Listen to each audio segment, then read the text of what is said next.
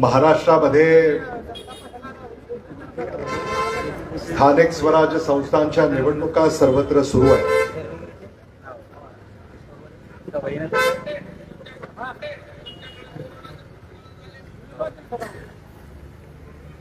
भोकरदन नगर परिषद निवडणूक 2025 या निवडणुकीची रणधुमाळी सुरू झालेली आहे.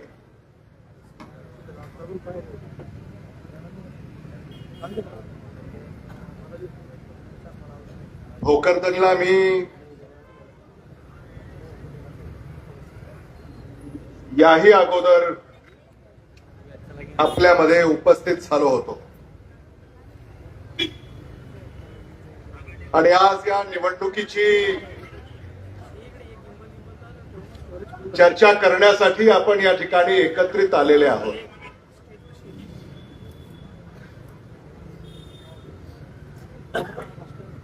ज्यांचे विचार आपण नुकतेच ऐकले ते माझे स्नेही आणि आपले लोकप्रिय खासदार आदरणीय डॉक्टर कल्याण काळेजी,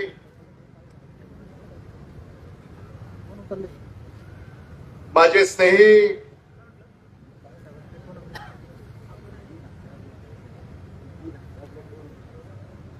आणि भोकरदनचे लोकप्रिय नेते आदरणीय राजाभाऊ देशमुखजी,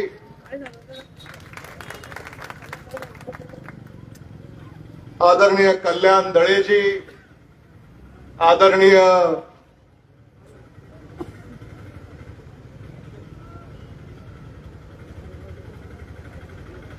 राजेंद्र राखजी,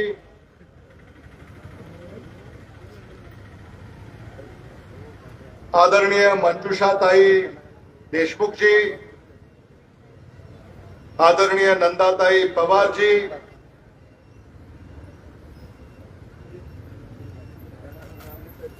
अब्दुल सत्तारजी,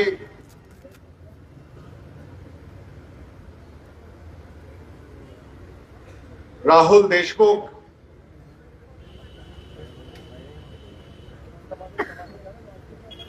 व्यासपीठावर उपस्थित असलेल्या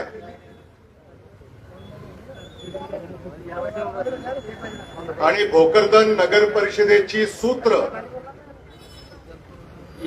ज्यांच्या हाती देण्यासाठी आपण सारे या ठिकाणी एकत्रित आलेले आहोत, त्या आमच्या भगिनी प्रियंका प्रतीक देशमुखजी,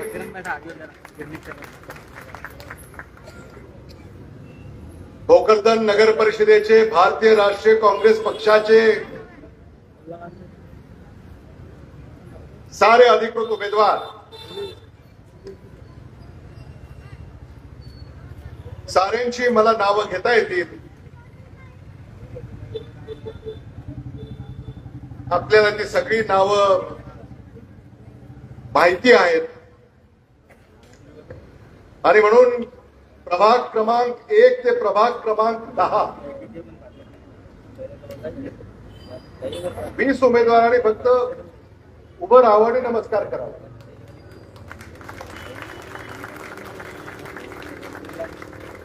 यांना आपल्याला निवडून द्यायचं. हे नगराध्यक्ष पदाच्या उमेदवारांना आणि नगरसेवक पदाच्या उमेदवारांना आपल्या सगळ्याच्या वतीनं शुभेच्छा व्यक्त करतो आणि तुम्ही किती मतांनी त्यांना निवडून देणार आहात हा प्रश्न मला पडलाय आणि म्हणून टाळ्याच्या गजरात त्याचं उत्तर तुम्ही मला द्यायचंय.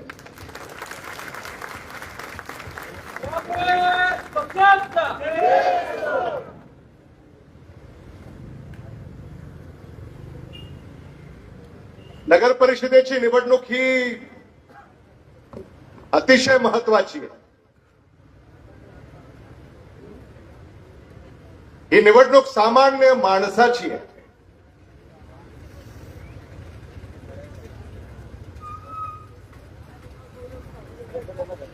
नगर, नळ, गटार, रस्ता, कदाचित याच प्रश्नांमुळे नगर असं नाव पडलं. नगर. मी सुद्धा विचार करत होतो की हे असं काही झालं असेल का,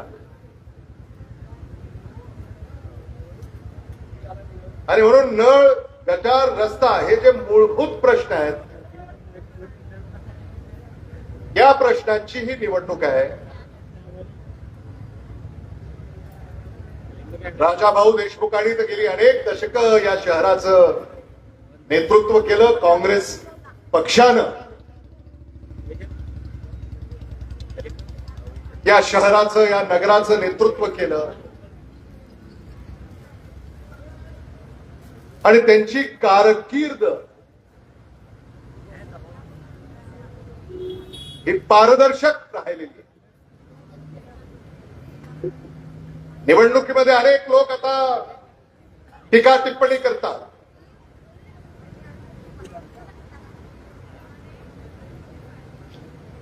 आणि म्हणून मतदारांनी हे ओळखलं पाहिजे की ज्या माणसानं आपली अविरत सेवा केली, त्या माणसाच्या पाठीशी आपण खंबीरपणे उभं राहिलं पाहिजे.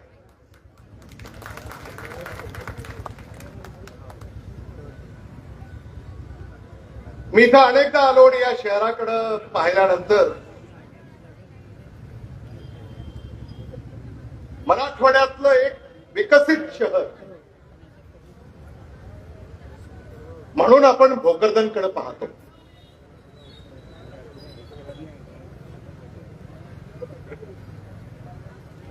शहर लहान आहे, पण काँग्रेसनं सगळ्या सोयी सुविधा विकसित करण्याचा प्रयत्न आणि काम केलेलं आहे.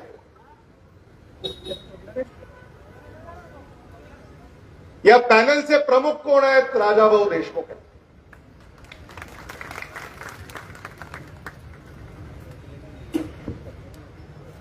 राजाभाऊ देशमुखांनी प्रामाणिकपणे आपली सेवा केलेली आहे. राजाभाऊ देशमुखांच्या आणि आमच्या सगळ्या उमेदवारांच्या पाठीशी आपल्याला खंबीरपणे उभं राहायचं आहे.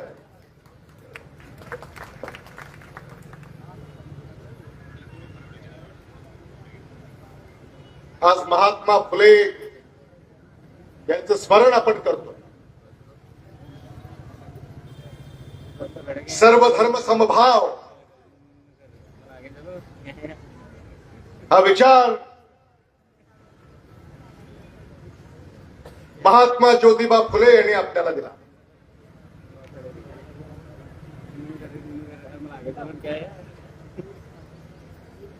या विचाराला आपल्याला मतदान करायचं.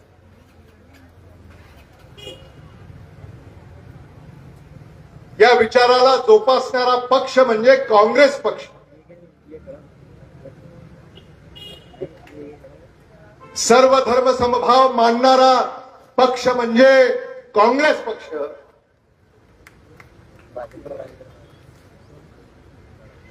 भोकरदन सुख शांती या अबाधित ठेवण्याचं काम काँग्रेस पक्षानं केलं. काँग्रेस पक्षाच्या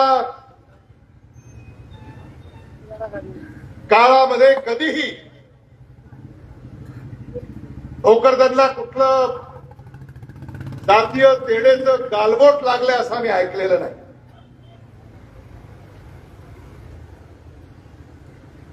आणि म्हणून ही जी भोकरदनची जी परंपरा आहे, या परंपरेला आपल्याला मतदान करायचं. सर्व जाती धर्मातले लोक पुन्हा गोविंद्यानं इथं नांदतात. जाती धर्मामध्ये तेढ निर्माण करणारे सत्ताधारी यांच्यापासून तुम्हा आम्हाला सावध राहावं लागेल.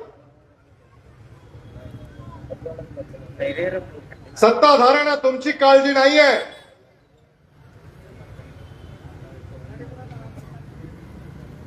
आणि हे मी सांगत नाहीये, सत्ताधारीच बोलून दाखवत आहेत. सत्ताधाऱ्यांना काळजी आहे ती तिजोरीची. तिजोरीची काळजी आहे सत्ताधाऱ्यांना.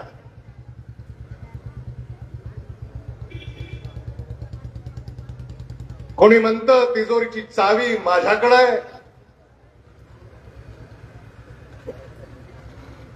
कोणी म्हणतं तिजोरीचा मालक मी आहे.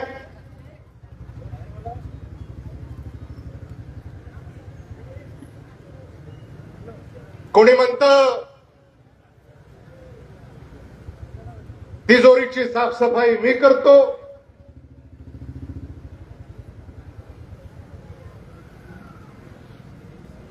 महायुतीचं सारं चाललंय ते तिजोरीसाठी.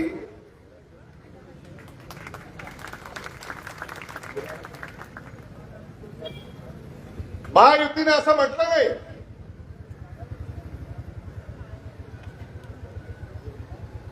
की महाराष्ट्र माझ्या पाठीशी आहे, महाराष्ट्रातली जनता आमच्या पाठीशी, असं नाही म्हटलं. तिजोरी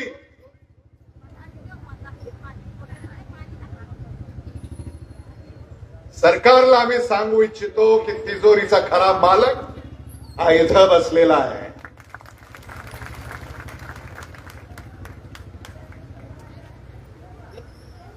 आठवत आहे का कधी यशवंतराव चव्हाणांनी असं सांगितलं असेल? वसंतराव नाईक असं कधी बोलले होते? शंकरराव चव्हाण असं वक्तव्य कधी केलं होतं? AR अंतुले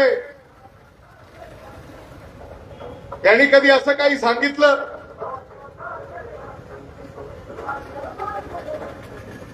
आदरणीय विलासराव देशमुख साहेब यांनी असं भाष्य केलं? सोनिया गांधी, राहुल गांधी यांनी असा कधी विचार केला? कधी नाही. काँग्रेसची ती संस्कृती नाही. आणि आज टीव्हीवर तुम्ही पाहताय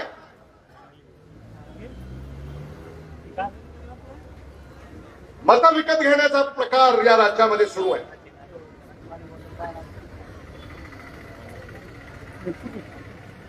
अशा पक्षांना कृपा करून बळी पडू नका.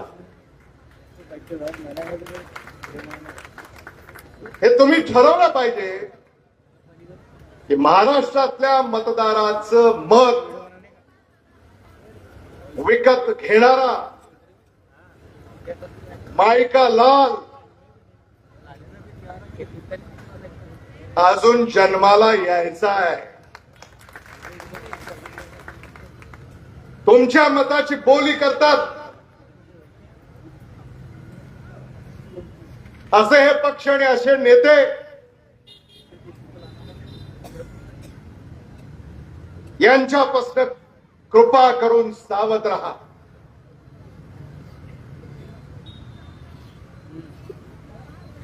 महायुतीचं सरकार गेली 10-15 वर्ष आपण पाहतोय. एखादा तरी उद्योग या भागामध्ये उभा राहिला का?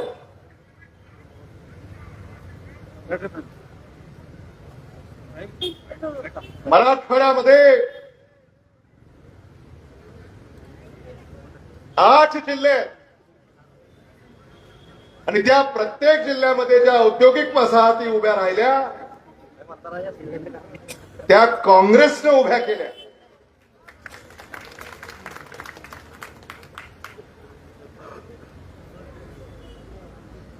भारतीय जनता पक्षाला अजूनही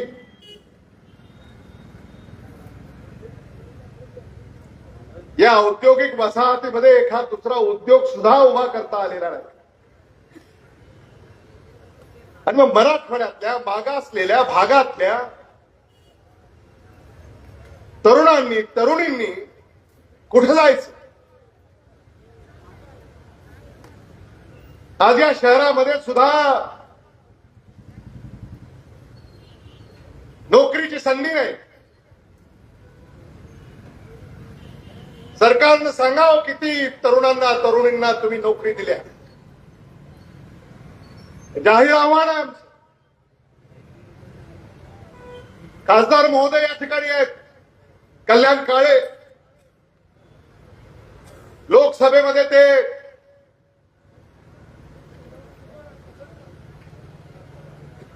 मुद्दे मांडतायत, त्यांना न्याय मिळत नाही.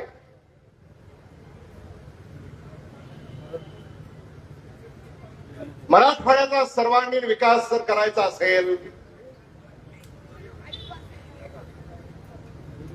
तर आपल्याला या भोकरदन नगर परिषदेच्या निवडणुकीमध्ये सुरुवात करावी लागेल.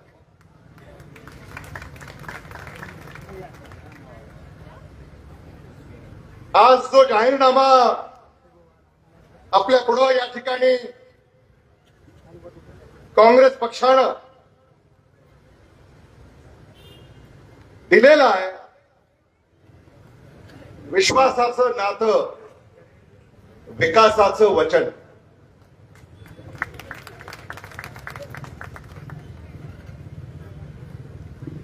आणि मी पाहतोय जे काम केलं त्यांनी इथं दर्शवलंय आणि जे काम करणार आहेत ते सुद्धा या ठिकाणी नमूद केलंय. कल्याण काळे खरं म्हणजे पाहिल्यानंतर तर राजाभाऊ लातूरच्याही पुढं निघालेले आहे.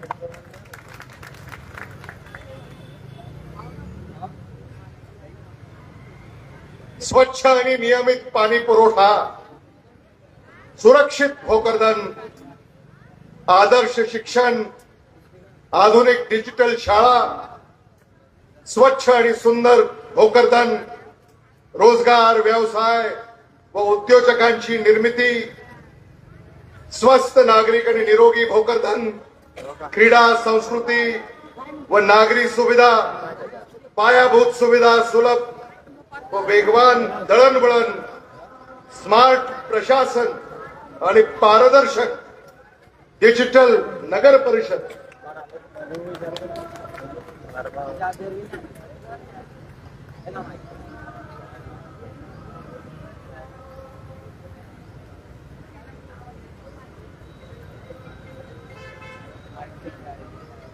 आयडी नाही रे, आम्हाला जर नाही आता मी आलो का खूप घरी इकडून तिकडून धोका झाला आता इकडून नाहीये ना वरती आलो का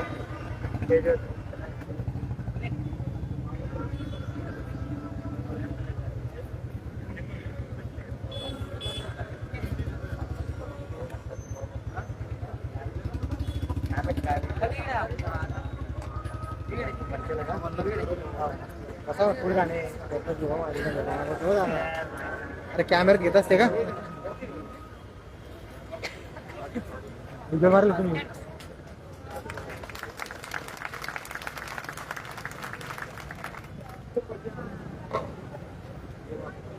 हा जाहीरनामा, वचननामा आपल्या पुढं काँग्रेस पक्षानं या ठिकाणी दिलेला आहे.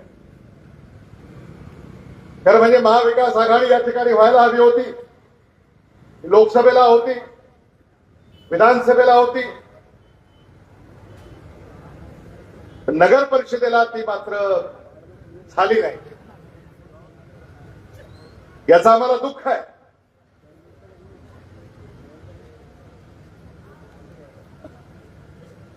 खरं म्हणजे विधानसभेला सुद्धा राजाभाऊ देशमुख तुमचा हक्क होता. आम्ही त्यांच्यासाठी प्रयत्न केले, कारण तुम्ही यांच्या पाठीशी आहात, तुम्ही यांची ताकद आहात, म्हणून राजाभाऊ देशमुखांना पाठबळ देण्याचा निश्चय हा आपले नेते राहुल गांधी यांनी केला. राहुल गांधीकडे नाव केलं आपलं लोकसभेला. कल्याण काळेंनी सांगितलं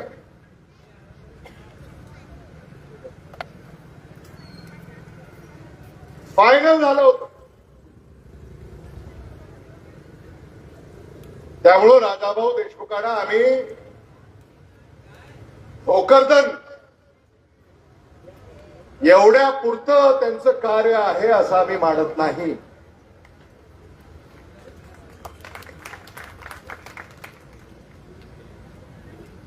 राजाभाऊ देशमुखांना विधानसभेत पाठवायचंय का? आवाज येतो का माझा? टेम्पोला खेटून बसले ते हात वर करा. आवाज आ रही है मेरी? आहे आवाज पोचतो. राजाभाऊ देशमुखांना विधानसभेत पाठवायचं की नाही? विधानसभेत जर राजाभाऊ देशमुखांना पाठवायचं असेल तर भोकरदन नगर परिषदेमध्ये या सगळ्यांना पाठवावं लागेल. हे फक्त ध्यानात ठेवा.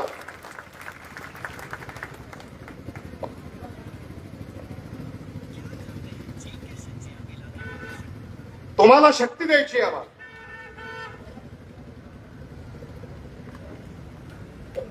या भारतामध्ये सत्तांतर होणार याबद्दल शंका बाळगू नका.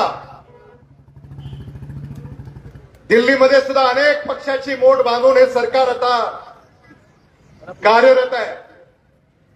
भारतीय जनता पक्षाला भारतामध्ये स्पष्ट बहुमत नाही, महाराष्ट्रामध्ये स्पष्ट बहुमत नाही. आणि भारतीय जनता पक्षाने काय सांगितलं? काय नको म्हणाले आम्हाला येणाऱ्या काळामध्ये?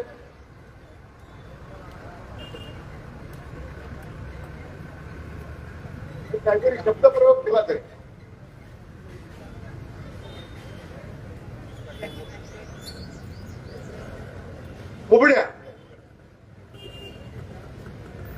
बुबड्या नको म्हण.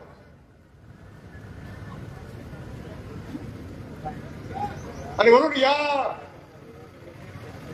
भारतातलं महाराष्ट्रातलं महायुतीचं सरकार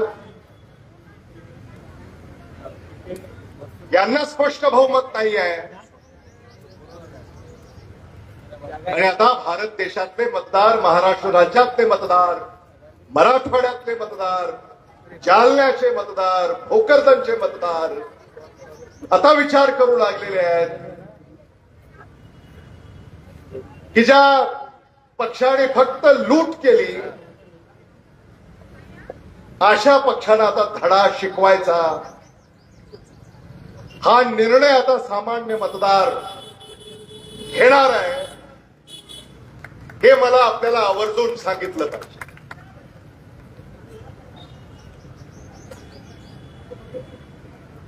मतं विकत घ्यायचे, आमदार विकत घ्यायचे, खासदार विकत घ्यायचे,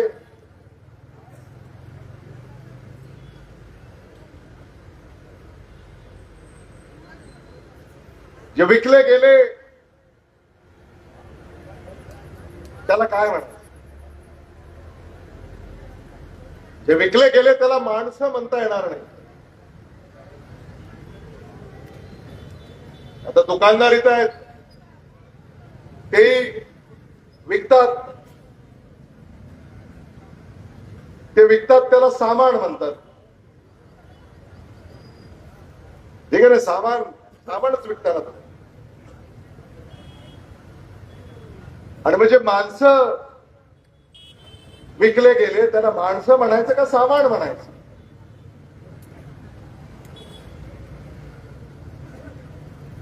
आणि म्हणून अशांच्या पाठीशी कृपा करून शक्ती उभी करू नका.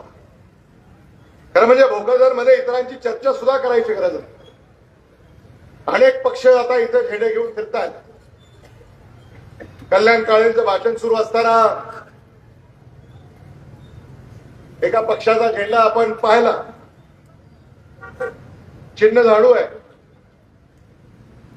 आणि झाडू हातात धरायलाही माणूस नाही, अशी परिस्थिती आहे. हो ना, माणूस नाही दिसला.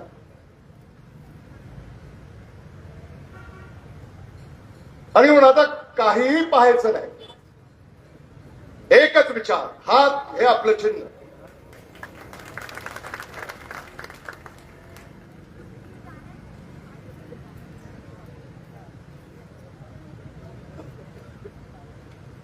आपल्या मित्रपक्षाने इथं काय केलं याची चर्चा व्यासपीठावर झाली.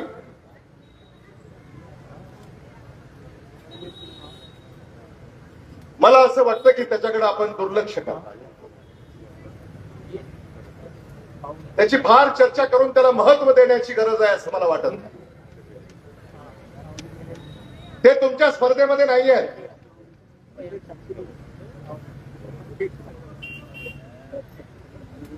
मतदार हा सुदान आहे. मतदार निवडून येणाऱ्याच्या पाठीशीच उभा राहतो. हे मला मुद्दामून आपल्याला सांगायचं आहे. 3-4 दिवस राहिलेले आहेत. मतदारांनी जागरूक राहावं, उमेदवारांनी मतदारांच्या भेटीगाठी घ्याव्यात. काँग्रेस पक्षाचं मतदान याच्यामध्ये फाटाफूट होणार नाही याची काळजी घ्यावी आणि मतदारांनाही सावध करावं.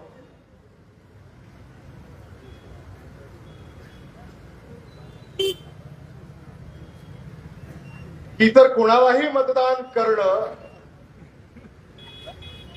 म्हणजे हे आता भारतीय जनता पक्षाला मतदान केल्यासारखं.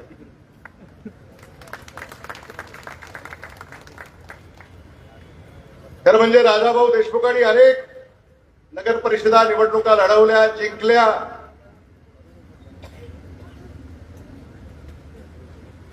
आणि आज तुम्हालाही पाहिल्यानंतर मला असं जाणवत आहे की आता ही फक्त औपचारिकता राहिलेली आहे.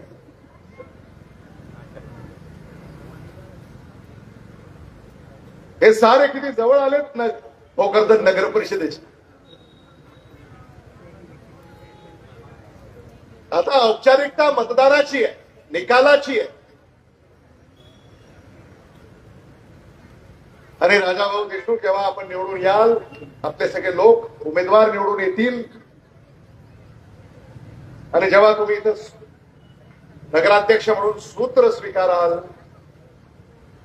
नगरसेवक म्हणून जेव्हा तुम्ही इथं सत्ता स्थापन कराल, तेव्हा पुन्हा आम्हाला बोलवा.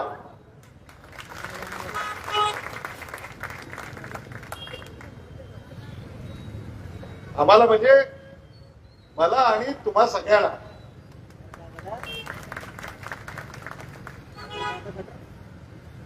तेव्हा आमच्या मनामध्ये कसलीही शंका नाही आहे. आम्हाला फक्त आता एक नगराध्यक्ष आणि 20 नगरसेवक. मी आपल्याला या ठिकाणी आवाहन करू इच्छितो की आमचे सगळे 21 उमेदवार, 21 पैकी 21 हे आपण निवडून दिले पाहिजेत, जेणेकरून 100% भोकरदन नगर परिषदेवर भोकरदन जनतेची सत्ता ही आपल्याला त्या ठिकाणी स्थापित करायची. आम्ही सगळे निमित्त मात्र आहोत. प्रामाणिकपणे इमानदारीने तुमची सेवा करण्याचा संकल्प या साऱ्यांनी या ठिकाणी घेतलेला.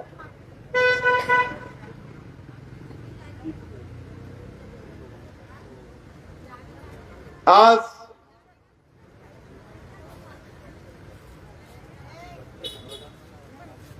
या शहरामध्ये, या शहराचा जाज्वल्य इतिहास आपल्या समोर आहे. हा इतिहास आहे सर्व धर्म समभावाचा.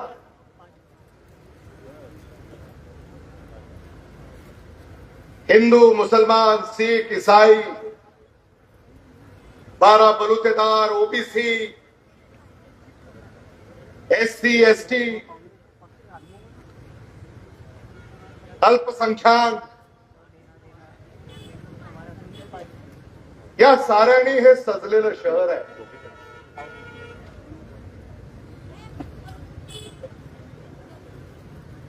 आणि राजाभाऊ देशमुख हे आपले हक्काचे आहेत. कामाचा माणूस अशा राजाभाऊ देशमुखांच्या पाठीशी आपल्याला खंबीरपणे उभं राहायचं.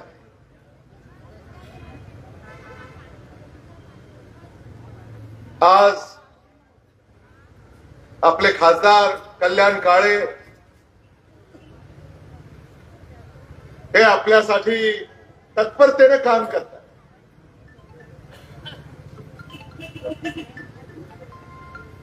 आणि म्हणून आपल्या खासदाराच्या सुद्धा हाकेला आपण साथ दिली पाहिजे आणि प्रचंड अशा बहुमतानं सारे उमेदवार आपण निवडून दिले पाहिजे. आपण खूप मोठ्या संख्येनं या ठिकाणी उपस्थित राहिलेले आहात. तुम्ही आपापल्या प्रभागामध्ये आपापल्या गल्ली बोळामध्ये जाणार आहात. तिथं गेल्यानंतर आपल्याला शेजाऱ्या पाजाऱ्याला सांगायचंय, माझा संदेश त्यांच्यापर्यंत पोचवायचा आहे. आजची ही चर्चा या ठिकाणी झाली. काय चर्चा झाली हे तुम्हाला विचारणार.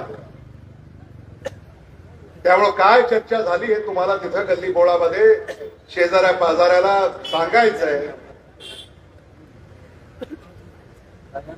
आणि हे सगळे उमेदवार नगरसेवक पदाचे, नगराध्यक्ष पदाचे, यांची हमी कल्याण काळे आणि अमित देशमुख यांनी घेतलेली आहे. तुमच्या विश्वासाला तडा जाणार नाही. घरपोच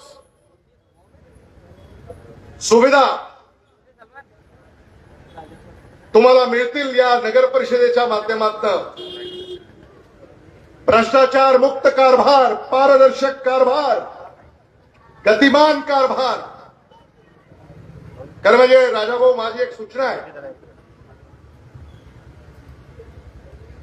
की अनेक अशा योजना आहेत. नागरिकांना अनेक कागदपत्र लागतात नगर परिषदेतून. तर ती सगळी कागदपत्र, मला वाटतं 40, 50, 60 असतील वेगवेगळी काही कागदपत्र आहेत. तर ती नागरिकांना इथं येऊन ती कागदपत्र मिळवण्याची तसदी त्यांनी घेऊ नये.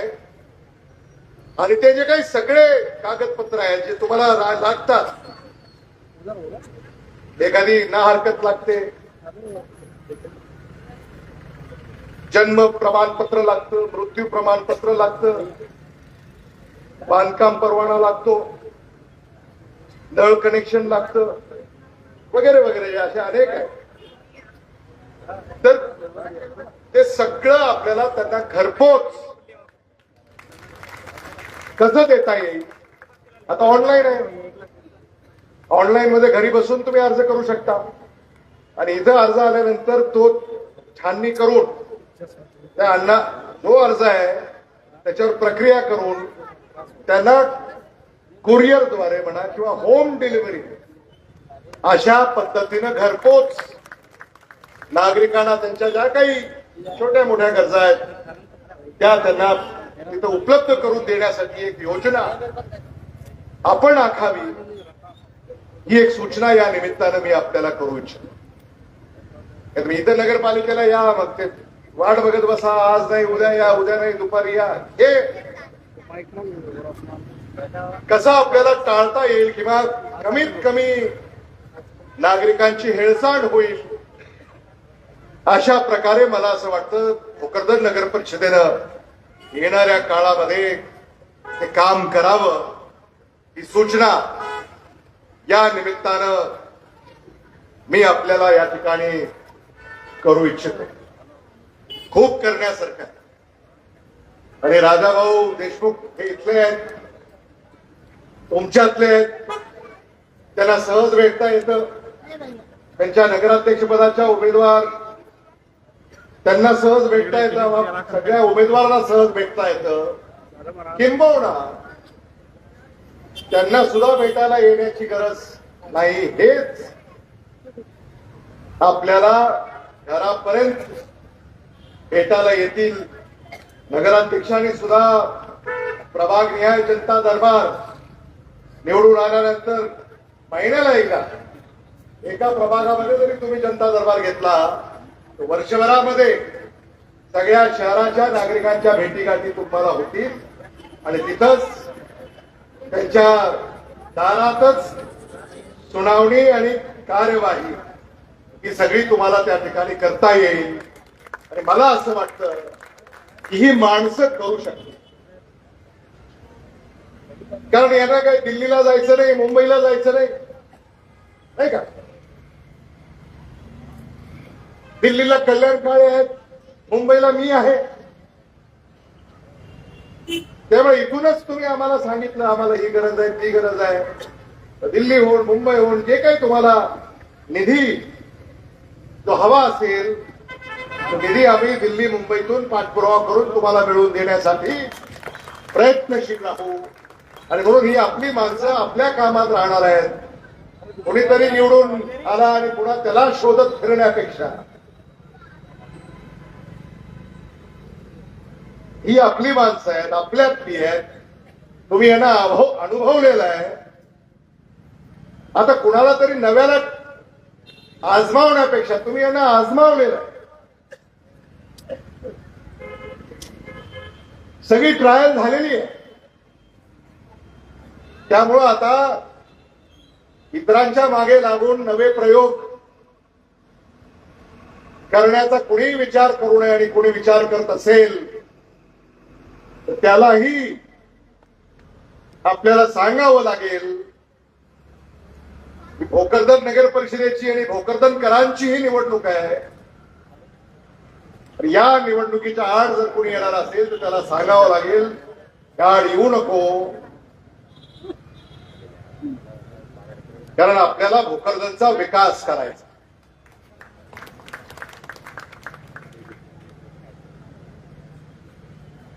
खूप मोठ्या संख्येने आपण या ठिकाणी आलेले आहात आणि आमच्या उमेदवारांना आशीर्वाद देण्यासाठी तुम्ही या ठिकाणी एकत्रित आलेले आहात. याबद्दल मी आपले मनापासून स्वागत करतो आणि आभार व्यक्त करतो. दुकानदारांना सुद्धा माझी अशी विनंती आहे की येता जाता ग्राहक तुमच्याकडे येईल, त्या ग्राहकापर्यंत आमचा संदेश आपण पोचवावा. कारण शेवटी शहर शांत राहिलं तर लोक इथं तुमच्या दुकानासमोर सुद्धा खरेदी करायला येणार आहे. शहरामध्ये जर कायदा आणि सुव्यवस्थेची अवस्था जर बिघडली तर मात्र शहराची प्रगती खुंटते. आणि म्हणून मराठवाड्यामध्ये आपण हे जोपासलेलं आहे. मराठवाड्यामध्ये कधीही जातीय तणाव हा निर्माण झालेला नाही. तर मराठवाड्यामध्ये ज्यांनी नेतृत्व केलं त्या नेत्यांनी ही काळजी वाहिली. सगळ्या जाती धर्मातल्या लोकांना समान न्याय देण्याचं काम काँग्रेस पक्षानं स्वातंत्र्यपूर्व काळापासून ते आजपर्यंत केलेलं आहे. आणि म्हणून आम्हाला शहराचा विकास कसा करायचा, सामान्य माणसाला न्याय कसा द्यायचा हे सारं अवगत आहे. आणि मला असं वाटतं की भोकरदन नगरपालिकेमध्ये आपण बहुमतानं काँग्रेसच्या उमेदवाराला निवडून द्याल याबद्दल माझ्या मनामध्ये कसलीही शंका नाही. आज मला इथे येऊन मनस्वी आनंद होतोय. राजाभाऊ देशमुखांनी मागेही आम्हाला प्रचाराला बोलावलं. अशीच सभा त्याही काळामध्ये झाली. आम्ही आव्हान केलं, तुम्ही आव्हानाला प्रतिसाद दिला आणि भोकरदन नगर परिषदेवर काँग्रेसचा तिरंगा फडकला. याही वेळेला राजाभाऊ देशमुख, आम्हाला विश्वास आहे तुमच्या पाठीशी भोकरदनची जनता आहे, भोकरदनचे मतदार आहात आणि येणाऱ्या 2 डिसेंबरला हाताचं चिन्ह एवढंच आपल्या डोळ्यासमोर आपल्याला ठेवायचं. न जात पर न पात पर, न जात पर न पात पर, कल्याण काळे की बात पर. न जात पर न पात पर, अमित देशमुख की बात पर, बटन दबाओ हाथ पर.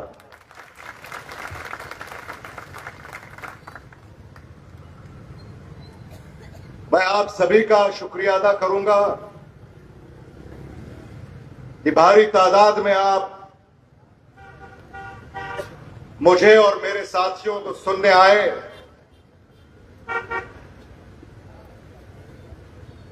सोनिया गांधी जी का विचार, राहुल गांधी जी का विचार, मल्लिकार्जुन खड़गे जी का विचार, प्रियंका गांधी जी का विचार लेकर हम आपके बीच में आए. सोनिया गांधी जी को तो आप जानते हैं, राहुल गांधी जी को आप जानते हैं, प्रियंका गांधी जी को आप जानते हैं, मल्लिकार्जुन खड़गे जी को आप जानते हैं. ये हमारे नेता आपके लिए लड़ रहे हैं. कश्मीर से लेकर कन्याकुमारी तक और मणिपुर से लेकर महाराष्ट्र तक कांग्रेस पार्टी आपके लिए लड़ रही है.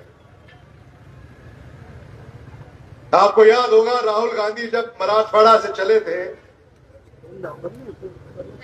तो आप में से कई लोग भारत जोड़ो यात्रा का हिस्सा बने.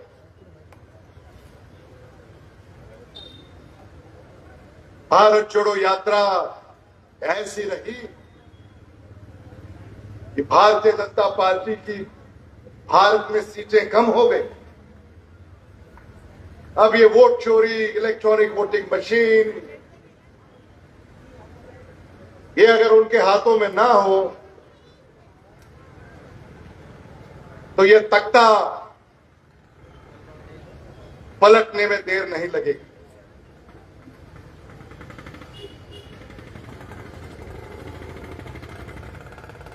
बहुत से लोग उंगलियां उठाएंगे. मैं उनको इतना ही कहना चाहूंगा,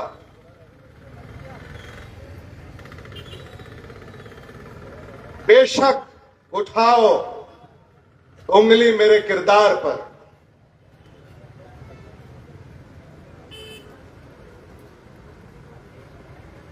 बेशक उठाओ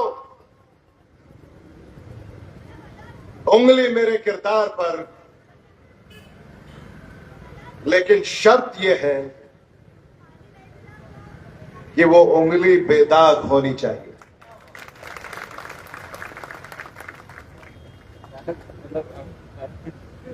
आपल्या सगळ्यांचे मनस्वी आभार. राजाभाऊ देशमुख यांना पुन्हा एकदा भोकरदन नगर परिषदेच्या विजयाच्या हार्दिक हार्दिक शुभेच्छा. सौभाग्यवती देशमुख प्रियंका प्रतीक यांना नगराध्यक्ष पदाच्या विजयाच्या लाख लाख शुभेच्छा. आणि आमचे सारे नगरसेवक त्यांना देखील भोकरदन नगर परिषदेच्या नगरसेवक पदाच्या विजयाच्या हार्दिक हार्दिक शुभेच्छा. धन्यवाद. जय हिंद, जय महाराष्ट्र.